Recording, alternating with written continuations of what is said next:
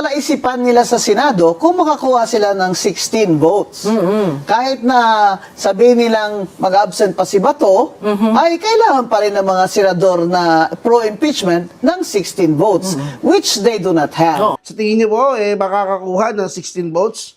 Yan sila Soto? Hindi rin po, mga kabayan. At tanging trabaho lang na gagawin ni Soto para sa kanyang mga amo, ang siraan po si BP Inday Sara. Nothing more, nothing less, mga kabayan. Sisiraan lang po si BP Inday Sara. Pero sa tingin niyo po, masisiraan. Matutuluyang siraan si BP Inday Sara. Hindi po, nagkakabali po sila. Napakadami po ng gustong bumoto kay BP Inday. Bakit? Nang dahil po kay Pangulong Duterte noon. Ngayong ginigipit si Pangulong Duterte dyan sa dahig. Sa tingin po ninyo, mga kabayan, mananahimik ang mga Pilipino?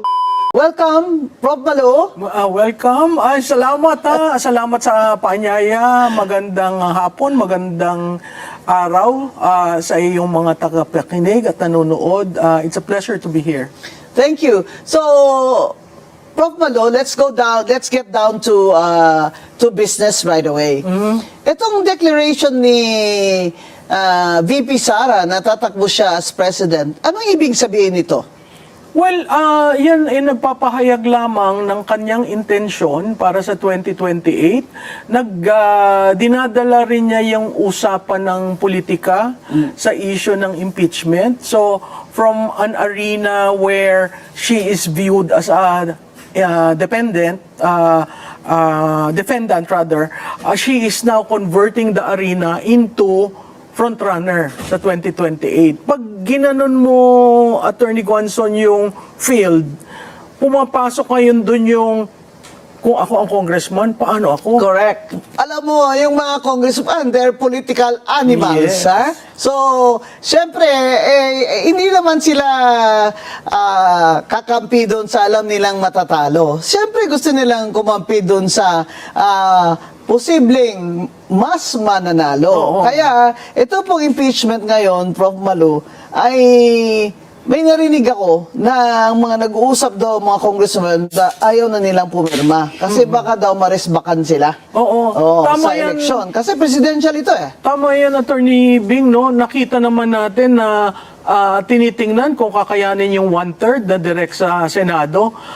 Last Wednesday, refer sa committee. Ayun. So, dun pa lang, unang victory yun ng mga sumusuporta kay VP Sara kasi hindi natuloy kaagad sa Senado. Unlike before. Unlike before. Oo. Pero ang balita ko, talaga daw kukuyugin siya for 2 months, talagang i-demolish siya sa House of Representatives bago mailagay sa Senado.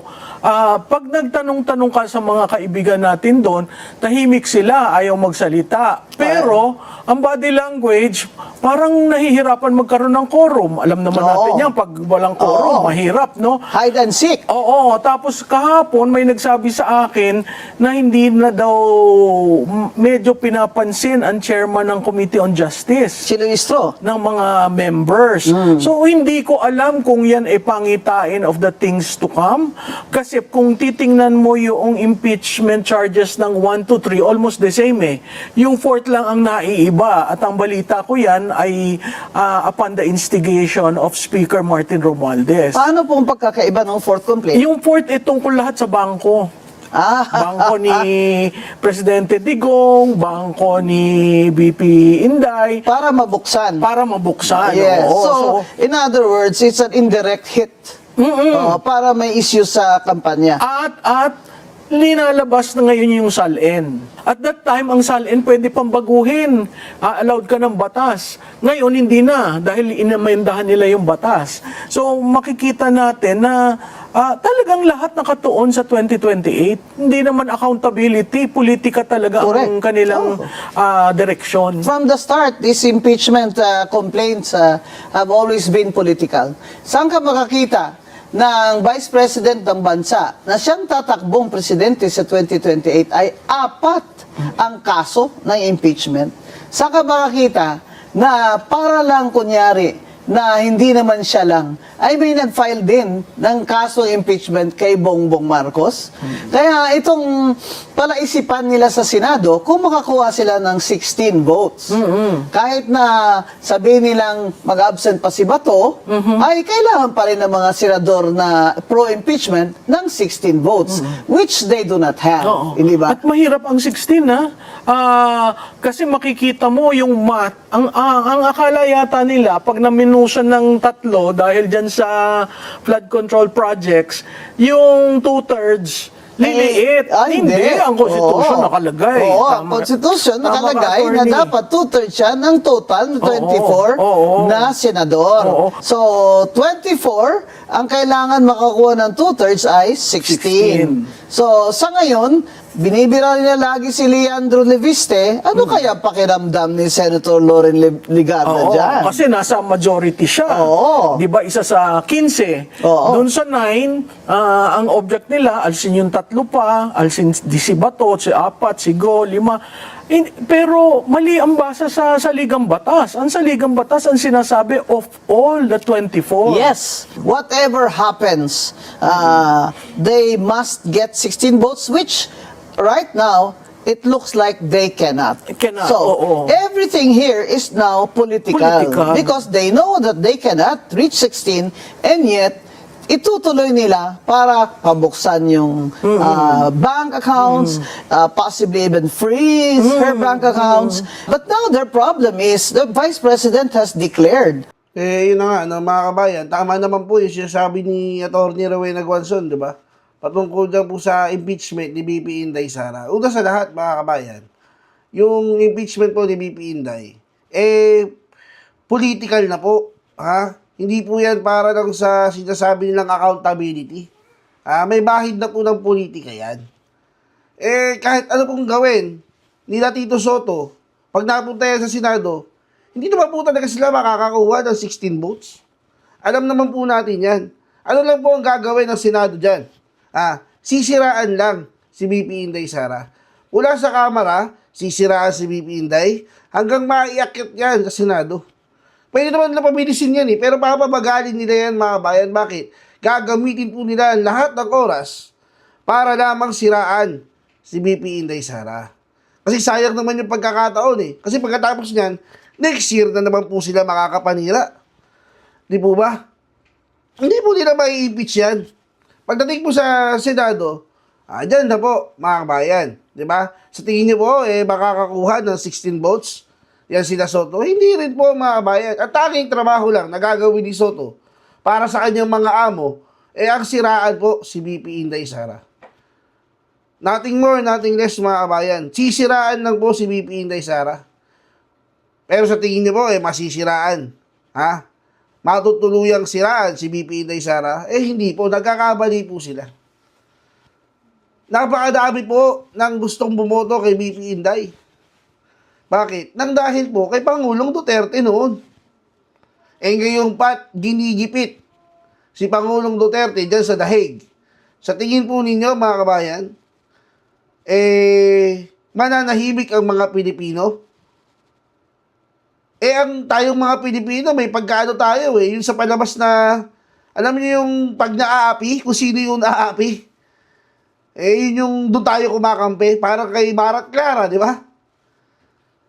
Kay Marat Clara, kamping-kampi kayo kay Mara, di ba? Kasi inaapi ni Clara Di ba? Kamping-kampi kayo kay FPJ kasi inaapi ng mga kalaban. Ganon din po sa totoong buhay. Kasi ganyan po tayo pinalakig mga Pilipino. Kung sino yung inaagrabyado, doon tayo. Kaya ngayon, tignan nyo mga kabayan. Isipin nyo po Isipin nyo po. Di ba? Noong panahon nang namatay.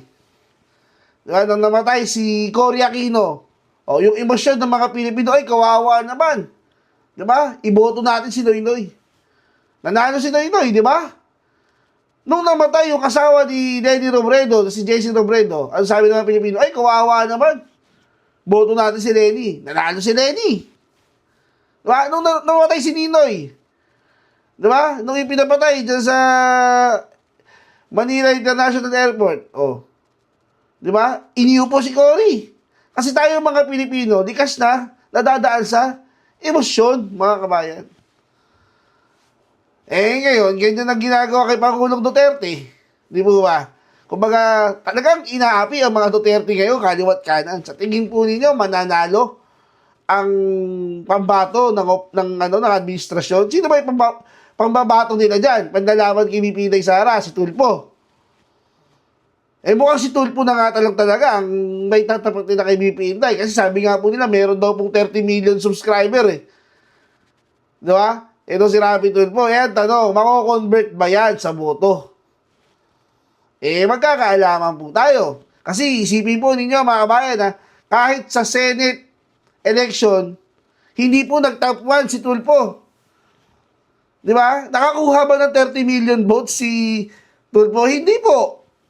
Na-convert ba yung 30 million subscriber niya nung tumakbo siyang senador? Hindi rin, di ba? Senado pa lang yan. Eh, paano pag panguluhan na? Di ba? Yun dapat laging iniisip ninyo, mga kabayan, ha? Kaya ako, sa akin, ha, panatag lang ako, chill lang. Bakit? Eh, sure win na yan si VP Inday Sara, eh. Huwag lang pong dadayain. Diba? Eh, ngayon pa, nalalaman natin, eh, nakipag-meeting pa na itong si George Garcia kay Saldico. Eh, mukha pong nabigyan na ng maleta. Di ba? Sabi po ng mga ex-maris, eh, nabigyan daw po ng maleta si Garcia, eh. Patay kang bata ka. Kaya maging mapagmatsyag po tayo. Ano ba, mga bayan? Kaya lagi niyo pong tatandaan, sa susunod na eleksyon, ha? Dalawa lang po. Presidente, Inday Sara, Vice Presidente, Rodante Marcoleta. Ha? O, hanggang dyan lang po muna, mga bayan. Magkita-kita po tayo sa mga susunod pa nating video. Paalam.